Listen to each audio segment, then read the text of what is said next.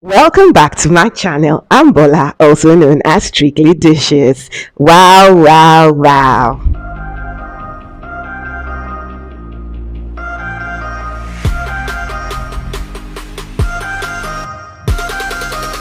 So if this is the first time you're coming across my channel, please click on the subscribe button because that will make my day. And to all my amazing subscribers, I say thank you so much. On this channel, just as I said, I teach you how to cook like a pro. And today I'm going to be teaching you how to make Fiesta. Yes. Have you heard of it before? Or when last did you even actually have Fiesta? Fiesta is, you like call it a snack. Yes, it's actually very yummy and tasty. Depends on the feeling of your choice. So first thing first, I'm coming in with some Irish potatoes. I washed and peeled this, and I'm just going to cut it into little chunks. So how are you doing? How is everything? And yes, if you're in the FCT Abuja, I need to ask you this question: how is the weather? Wow, the sun is scorching, the weather is hot, and God, it is by His mercies that we are surviving. So, how are you? How is everything? And how's the economy? My prayer is that God will continue to sustain and keep and continue to provide for each and every one of us. So, as you can see, I am cutting this particular Irish potato into chunks. You can use any potato of your choice, just based on your preference. Yes. So, after doing this, I'm going to just pack it into a plate and we go right into the video to start mixing every other thing we will need for this particular fiesta. I want to ask you a question. When was the last time you had fiesta, or when was the first time you had fiesta? Fiesta used to be a very common snack in the fast food while I was growing up, but now I hardly see it, and I started craving it. And guess what? I decided to make this by myself. So I'm using my food processor to do this mixing, and the base of this fiesta, you need to use eggs. I'm going to be using 4 eggs for this particular fiesta because it's not going to be much, because my children have never had this, because this used to be a very old snack. So this is the first time I'm making it for them.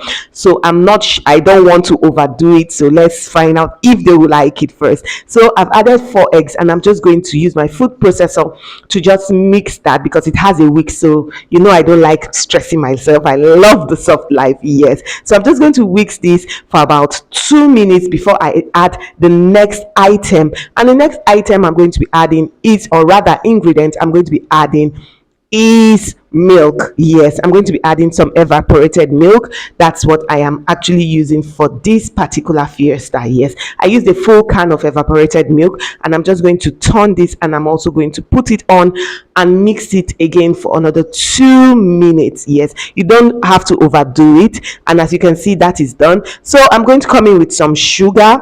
Yes, I'm using half a cup of, it's not up to half cup, I'm just using a quarter cup of sugar for this particular fiesta, and I'm going to add some salt. I'm going to add half teaspoon of salt, yes, to balance it up. I love that taste of salt and sugar. I don't know if you like it, but for me, I love it. It just helps to balance the sweetness. Yes, and I'm going to turn that again and mix. Yes, and this is it. So just as I said the last time, I would like to know in the comment section which of my videos have impacted you the most, and which ones would you love me to create. And thank you so much for all the shares and everything you are doing. You guys are truly amazing. I'm coming in with 1 cup of flour, and I'm just going to mix that gradually. When I say gradually, as you can see, I didn't put all of it once. Can you see? I'm just mixing it in gradually because you don't want to overdo it. You don't want it to be too thick, and you don't want it to be too light. So it's just a gradual process. I'm going to turn in the remaining part of the flour, and I'm just going to turn it. So you keep turning until you get to the consistency that you want, and look at it. And now the next thing I'm going to add is some seasoning cube. I added some seasoning cube. I added 2 seasoning cubes to this, and look at it, the color is already, I'm actually using some chicken seasoning cube for it because I love the color. And now I'm adding that potato, and some people actually boil or pre-cook their potatoes, but for me, because it's going to go into the oven, I put my potatoes raw because it's still going to get cooked. I don't like it mushy, so I'm adding some carrots, some green pepper, some onion, and me, I'm the queen of vegetables, so I'm adding some red bell pepper, yellow bell pepper, and this is already looking really nice. And yes, I'm coming in with ginger and garlic, but this is actually optional because I knew that the fiesta I used to eat growing up didn't have ginger and garlic. Yes, and then you come in with a clean pan and you just make sure that you grease your pan very well. So if you're still here at this time and you haven't subscribe to my channel, please, I have a question to ask. What are you waiting for? Please subscribe to this channel, click like, share your comments, and most especially put on your notification bell so you'll be the first to know when another banging recipe drops. Yes, so as you can see, I'm just turning the fiesta into the pan, and this is already looking creamy and yummy, and I'm going to bake this for about 45 minutes. But that's not without putting the toppings. We have to put toppings now. You know, this is like a cake. This is our fiesta cake.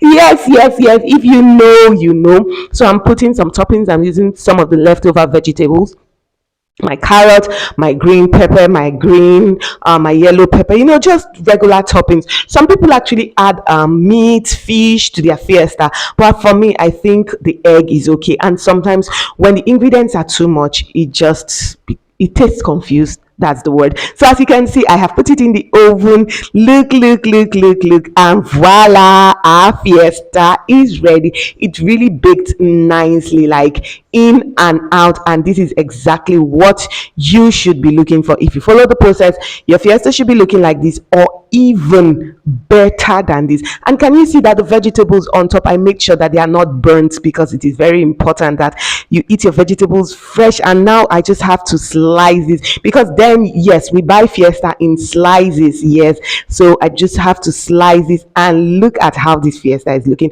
It's really looking nice. The color is popping and it really looks amazing. And one thing I can tell you, that the aroma, wow, it's completely out of this world. So I have done and can you see, it is really like, it's a good snack. You can give it to the kids, you can use it for your parties, you can use, you know, fiesta. You can have fiesta for breakfast, you can have it for brunch, you can pack it as a snack to work, and it's super healthy because you make it by yourself. There's no preservatives, there's nothing much. You just do your thing by yourself. And you know, the good thing is that you get to pick your own feelings. Yes, and please, when you make this for friends and family and they ask you, wow, this looks amazing, where did you learn how to make this? Please give us the credit.